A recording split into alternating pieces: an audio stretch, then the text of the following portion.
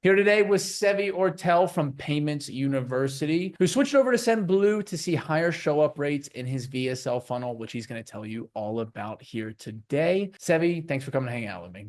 Yep. Thanks for having me. Of course. Why are we here? Why'd you want to talk today? So yeah, basically the main use that we put Sendblue into for our business was we were struggling with really low show rates, and we aren't entirely sure if it was a problem with our marketing or maybe our demographic being, young men 18 to 25 just tend to be somewhat forgetful. So our way of combating that was implementing Sendblue for after people booked a call, they would get a personal message from the closer that would show up as iMessage on their end and kind of spark up the conversation and keep nurturing them up until the call. Now, were you using this tool or was it the salespeople using this tool? The salespeople were using it. What kind of feedback have you heard from them around like what it's like to know you have an iMessage kind of like in your pocket in your CRM?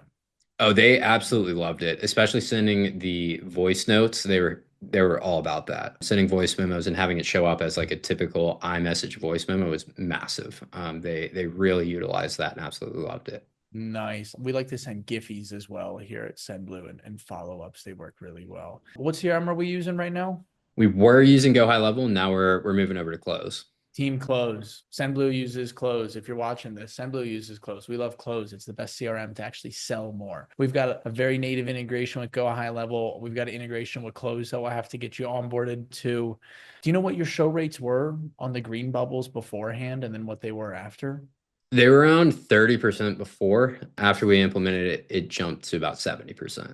Okay, that's a huge jump. Outside of just changing the color of the bubble, what were you doing differently in the message? Because SMS and iMessage are not the same thing. Yeah, so two things that we did. One, again, we started nurturing them more like by kind of sparking up that conversation. Two, day of the call, we'd send them a selfie video saying, hey, name, I'm looking forward to our call today. On that call, we're going to go through XYZ thing and we're going to make a custom roadmap for you, blah, blah, blah. And then as they continued talking to us after that, we'd send back voice notes. And it's not only just more efficient to do that, but it just resonates better with the prospective client. More efficient, resonates better, and then you get that like respect. Hey, that's a real person talking to me right now. Absolutely. Or at least not a real person with an Android, a brokey. Yeah, yeah.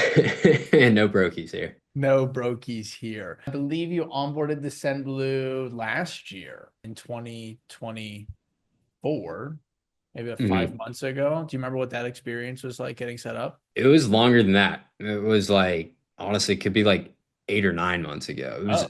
early on with you guys. Yeah, y'all were early on. It was a brand new offer for me too. And I mean, they pretty much, y'all took care of basically everything with us. Y'all set up the whole integration. I didn't really have to do anything. All right. And if you're watching this right now, I would say the onboarding process is much better than the one you experienced Yeah. then. Cool. We love growth. Someone sitting on the fence about wanting to use Sendblue.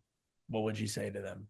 I mean, the sales side of me wants to say just fucking try it and see what happens, right? Like, I mean, you're gonna, you can collect the data and compare it to what it was before, and if it doesn't work, it's not like you just lost the whole house. But with that said, like I can tell you with our numbers, it's significantly improved. Our show rates, everything, and it takes us people who are maybe iffy and not having that trust around your business to having a lot more trust, knowing that they're speaking to a real human. Dick, awesome. Thank you so much for coming to hang out with me. Talk me through this. Payments University. Someone watching right now, they're like, what the heck is Payments University? They want your help. This is your time. Awesome. So yeah, what we are, it's two sides of the business. We have Wave Payments, which you can see right there. That's our independent sales organization for payment processing, where you can go out there and sell POS systems like this to businesses and then get a percentage of every single card swipe on that system. So you build up full residual passive income. And Payments University, we teach people how to get started. So they go through that, tons of hand holding, tons and tons of resources for them. And then if they so choose to, they're able to place those processing deals through my organization, through Wave Payments. And we give them the best split they can find anywhere in their residual, like double industry average. So Sick. And then you'll get to text on like a blue bubble during the process. How cool is that? Sevi, exactly. this was awesome. Thank you so much. Yes, sir. Thank you, my man.